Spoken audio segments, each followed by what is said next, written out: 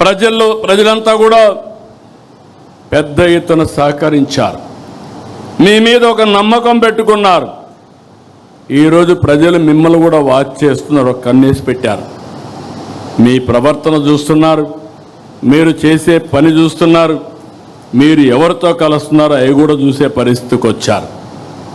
ఈ విషయాలు మీరు గుర్తుపెట్టుకోవాల్సిన అవసరం ఉంది. ఎవరైనా అధికారం ఉందని ఎగో ప్రదర్శిస్తే భవిష్యత్తులో నష్టపోయేది మీరు, పార్టీ. అందుకనే మళ్ళీ మళ్ళీ కోరుతున్నా, చిన్నపాటి కలహాలు కూడా రాకూడదు. ఫ్లెక్సీల దగ్గర, ఫోటోల దగ్గర, కుర్చీల దగ్గర. నేను I'm very clear on that. ఎవరో ప్రధానమంత్రి వస్తే నన్ను సెక్యూరిటీ పక్కకు దోస్తాడు. అతనికి తెలియదు, అతను డ్యూటీ ఆయన చేస్తాడు.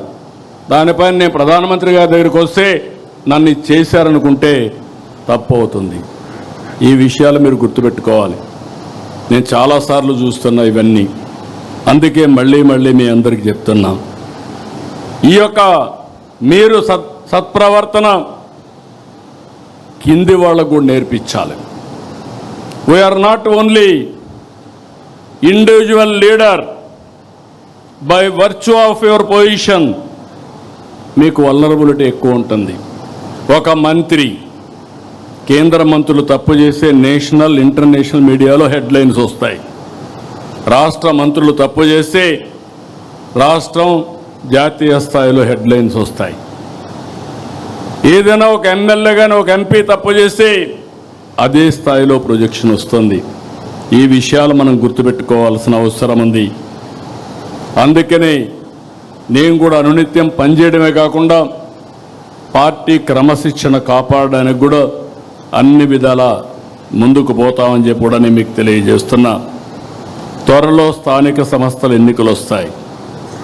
చేసిన అభివృద్ధి చెప్దాం, తెచ్చిన మార్పు చెప్దాం, పడిన కష్టాన్ని వివరిద్దాం, దేనికోసం కష్టపడ్డామో ఇవన్నీ చెప్పిగానే మనం ముందుకు పోగలిగితే నాకు అనుమానం లేదు, రాబోయేది వన్ సైడ్ ఎలక్షన్స్ ఉంటాయి. 2024 అసెంబ్లీ కంటే మెరుగైన ఫలితాలు చూడబోతున్నామని మీ అందరికీ తెలియజేస్తున్నా. మళ్ళా అభ్యర్థుల ఎంపికలో మీరు తప్పు చేస్తామంటే మాత్రం కుదరదు. ఏది కూడా ప్రతి ఒక్కటి కూడా నిష్ఠతో చేయాలి, మనసు పెట్టి చేయాలి, భవిష్యత్తు కోసం పనిచేయాల్సిన అవసరం ఉంది.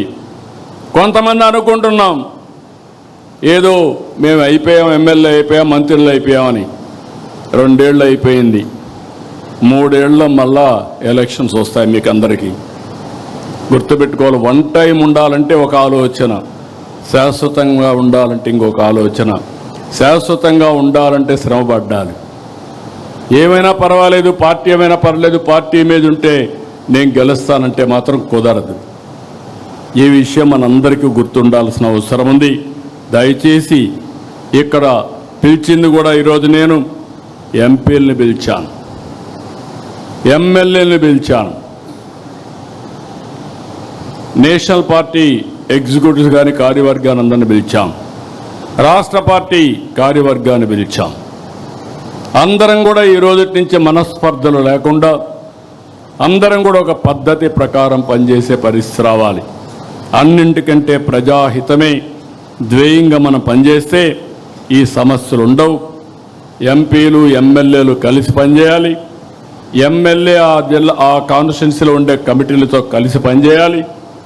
ఎంపీ పోయినప్పుడు నేను చూస్తున్నప్పుడప్పుడు ఎమ్మెల్యేలు నేను చెప్పినప్పుడే నువ్వు రావాలనడం, అదే మరి ఎమ్మెల్యేలంతా కూడా కార్యకర్త నా మాటలు వినకుండా, నా పర్మిషన్ లేకుండా చేయకూడదని చెప్పడం, ఆదేశాలు ఇవ్వడం. అంటే ఈయన పర్మిషన్ లేకపోతే మండల పార్టీ ప్రెసిడెంట్ పనిచేయకూడదు, క్లస్టర్ పనిచేయకూడదు, యూనిట్ పనిచేయకూడదు. ఒకవేళ ఎంపీ వచ్చినా అక్కడ ఎవరు ఈయన రిసీవ్ చేసుకోకూడదు ఆయన చెప్పే వరకు. ఇది మంచి పద్ధతి కాదు. ఒకప్పుడు తెలుగుదేశం పార్టీ ఒక ఉన్నతమైన సాంప్రదాయాలతో, ఒక మండల పార్టీ ఎన్నిక ఎమ్మెల్యేకి సంబంధం లేదు. ఆ మీటింగ్లో ఆయన ఉండడు. అందరినీ కూర్చొని సెలెక్ట్ చేసి ఎవరైతే మండల పార్టీ ప్రెసిడెంట్ ఉన్నాడో ఆ పార్టీ అధ్యక్షుడితో ఆయన పనిచేయించుకోవాలంతే. అలాంటి సాంప్రదాయాలు ఉండే పార్టీ, అందుకే ఈరోజు నిలబడింది. లేకపోతే ఇంకోటి కూడా చెప్తున్నా, మీరందరూ గుర్తుపెట్టుకోవాలి, తెలుగుదేశం పార్టీ కార్యకర్తలు మాతో ఉంటారనుకుంటారు. మీరు అధికారంలో ఉన్నంత వరకు ఉంటారు, టికెట్ ఇస్తే మీతో ఉంటారు, టికెట్ ఇవ్వని మరుక్షణం తెలుగుదేశం పార్టీతో ఉంటారు, ఆ జెండాకే పనిచేస్తారు. నేను చాలా ఎన్నికల్లో చూశా, నాట్ 1 or 2 ఎలక్షన్స్, 9 ఎన్నికల్లో చూశా, 45 ఏళ్లుగా చూస్తున్నా. అది తెలుగుదేశం పార్టీ కార్యకర్త యొక్క విశిష్టత అని చెప్పి కూడా నేను మీకు తెలియజేస్తున్నా. ప్రజా సమస్యలు పరిష్కారం చేయడంలో కూడా మనం చాలా వరకు జాగ్రత్తగా ఉండాలి, ఓపికగా తీసుకోవాలి. ఇక్కడ కానీ జిల్లాల్లో కానీ మీరు ఇవన్నీ తీసుకుని ఎక్కడికక్కడ ఇవన్నీ పరిష్కారం చేయాలి. ఇంకొక పక్కన మనం పెట్టే కార్యక్రమాలన్నీ ఏదైనా చిన్న చిన్న సమస్యలు ఉంటే దాన్ని ఇంకా ఏ విధంగా ఇంప్రూవ్ చేయగలుగుతామో దానికి కూడా మీరు దోహదం చేయాల్సిన అవసరం ఉంది. ప్రతి ఒక్క నాయకుడిని ఈరోజు మిమ్మల్ని ఒకటే కోరుతున్నా, మన వల్ల పార్టీ ప్రతిష్ట పెరగాలి. సీనియర్స్ కూడా కోరుతున్నా, ఈ పర్వాలేదు తర్వాత చూసుకుందాం, నా ఇష్ట ప్రకారం చేద్దామంటే మనం పార్టీకి అన్యాయం చేసిన వాళ్ళు అవుతాం. చివరిగా చెప్తున్నా, పార్టీ గౌరవాన్ని పెంచేలా, ప్రభుత్వ ప్రతిష్ట పెంచేలా మీరందరూ కూడా పనిచేయాలి. పార్టీ శాశ్వతంగా ఉండాలి, అధికారంతోనే ఉండాలి. తెలుగుదేశం బాగుంటే రాష్ట్రం బాగుంటుంది, ప్రజల భవిష్యత్తు బాగుంటుంది.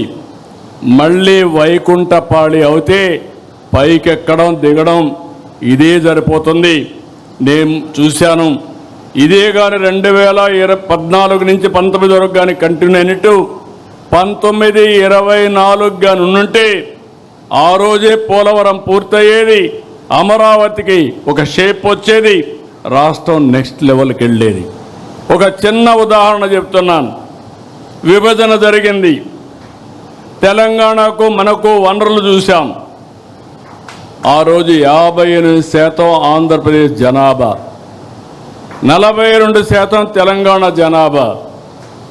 వాళ్ళ ఆదాయం 55%, మన ఆదాయం 45%. అక్కడి నుంచి మనం కష్టపడి 5 ఏళ్లలో చిన్న రాష్ట్రం, డెవలప్ అయిన రాష్ట్రం హైదరాబాద్ ఉంది, కానీ వాళ్ళకంటే 2% పెంచాం. మనం 47%కి వచ్చాం, వాళ్ళు 53%కి వచ్చారు. 5 ఏళ్ళు ఈ పాలనలో మీరు చూస్తే ఈరోజు వాళ్ళు 60%కి అయ్యారు, మనం 40%కి వచ్చాం. సో విభజన రోజు ఉండే దానికంటే 5% తగ్గించేశారు, వాళ్ళు 5% పెరిగారు. మనం ఉన్నప్పుడు ఆ గ్యాప్ని 2% పెంచి 6% చేస్తే ఇప్పుడు 20% అయిపోయింది. 20% వనరుల్లో వాళ్లకు మనకు వ్యత్యాసం ఉందంటే ఒక ప్రభుత్వం యొక్క పరిపాలన, ఆ ప్రభుత్వం యొక్క విధ్వంసం, ఈ విషయాలు మీరు గుర్తుపెట్టుకోవాల్సిన అవసరం ఉంది. ఇది పదే పదే మీరు స్టడీ చేయాలి, మీరు అర్థం చేసుకోవాలి. మీరందరూ కూడా చాలా బిజీగా ఉంటాం, నేను కూడా బిజీనే. కానీ వీడికి వచ్చినప్పుడు నేను ఏం మాట్లాడాలని ఆలోచించుకొని వచ్చా, కానీ మీరు అది కూడా ఆలోచించకుండా మాట్లాడతారు, అది ప్రమాదం. This is where I'm asking all of you. దృష్టి పెట్టండి, మీరు ఆలోచించండి.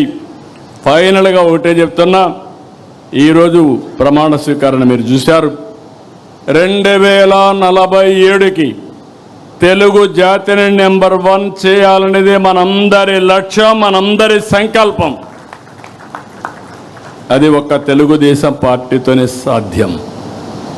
మళ్ళీ మళ్ళీ ఇక్కడ విజ్ఞప్తి చేస్తున్నాం,